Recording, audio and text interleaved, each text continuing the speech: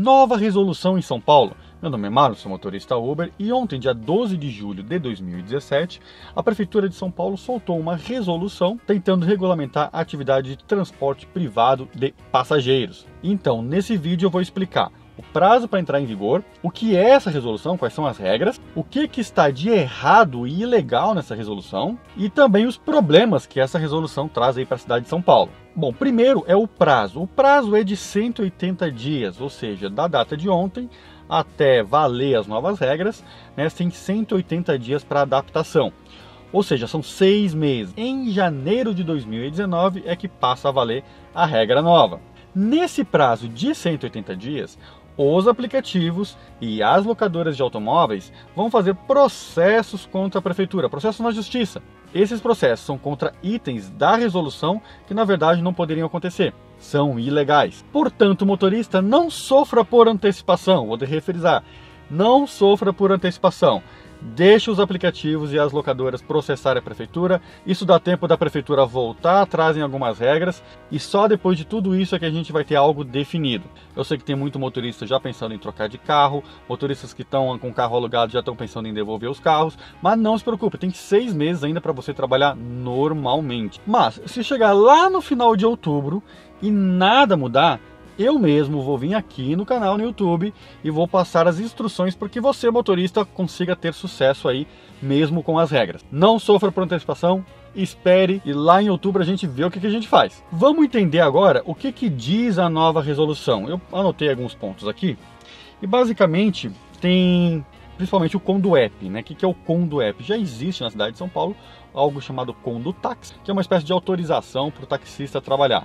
Então a prefeitura resolveu criar o tal do Conduep, que seria para o transporte por aplicativo. Esse Conduep tem algumas regras, né? Vamos entender algumas regras. O Conduep é para motoristas que podem trabalhar apenas com aplicativos credenciados, ou seja, tem alguns aplicativos que não são credenciados na prefeitura, os principais são, mas o Conduep só habilita para aplicativos credenciados. Para tirar o Conduep você precisa de uma certidão negativa criminal do estado de São Paulo, precisa ter um curso aí de 12 horas online, mais 4 horas presencial, e basicamente é um registro na prefeitura de que você é um condutor privado por aplicativo. Sobre o veículo ele deve ser inspecionado pelo aplicativo, né? Então, ou seja, a resolução diz que o próprio aplicativo é que tem que fazer a vistoria no veículo e ele deve ter aí condições de higiene e segurança garantidas, né?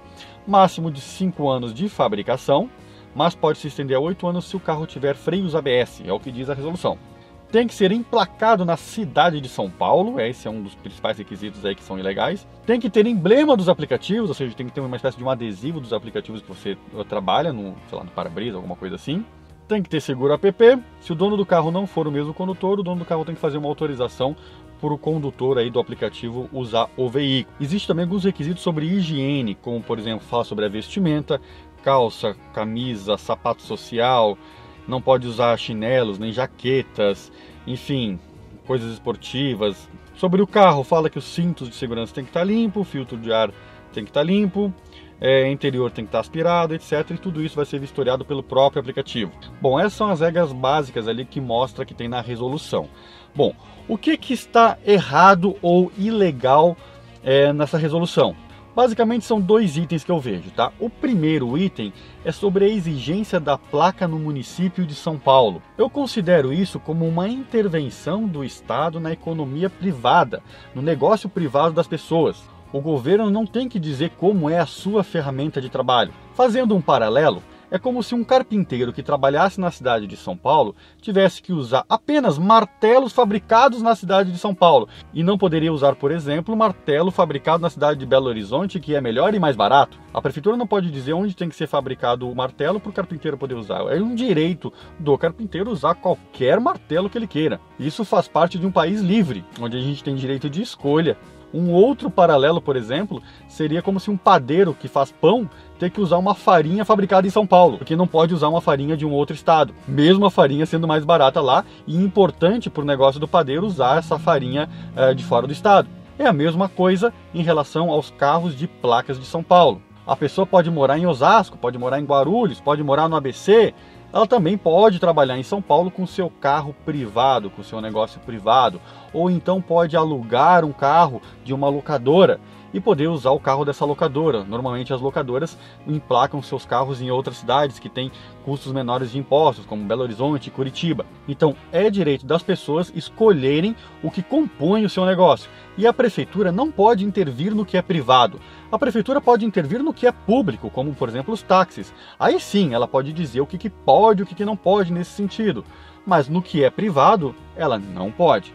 E é esse o principal item que os aplicativos e as locadoras vão entrar com processo na justiça contra a prefeitura para anular isso. O segundo item que eu considero ilegal é sobre a idade do carro. Então a resolução diz que tem 5 anos ou 8 anos se tiver freio ABS. Eu percebo que essa regra também ela é uma regra contra a inovação. Digamos, por exemplo, que eu sou um empreendedor e quero fazer um aplicativo que conecta carros clássicos e antigos a passageiros. E os passageiros estão dispostos, inclusive, a pagar caro por isso. Sabe esses carros de placa preta? Digamos que eu queira fazer isso. Quero poder fazer um aplicativo que as pessoas podem andar com carros clássicos. Os carros vão ter mais de 5 anos de fabricação. São autorizados pelo Detran para andar pela cidade, mas pela nova resolução não poderia funcionar. Ou seja, essa resolução é contra uma inovação, é contra novos negócios. Um outro exemplo, se eu quisesse fazer um aplicativo que chama Limousines, por exemplo. A maioria das Limousines tem mais de 5 anos de fabricação. Mais uma vez, eu não conseguiria fazer algo inovador, fazer um novo aplicativo que conecta Limousines a passageiros. Enfim, a prefeitura não pode dizer sobre o que é privado, não pode dizer qual vai ser a idade máxima da ferramenta de trabalho das pessoas. Não é por aí que a resolução funciona. Além das coisas ilegais, tem os problemas que essa resolução traz. São Paulo é uma megalópole, ou seja, ele não é constituído apenas por São Paulo, é constituído por São Paulo e as outras cidades que tem ao redor. Se você proíbe, por exemplo, que carros de cidades vizinhas trabalhem com serviço privado dentro da cidade de São Paulo, você não está facilitando a mobilidade urbana, você está dificultando a mobilidade urbana. Ou seja, porque nenhum motorista vai fazer uma corrida de Osasco, por exemplo, para São Paulo, trazendo passageiro, sem poder pegar passageiros em São Paulo.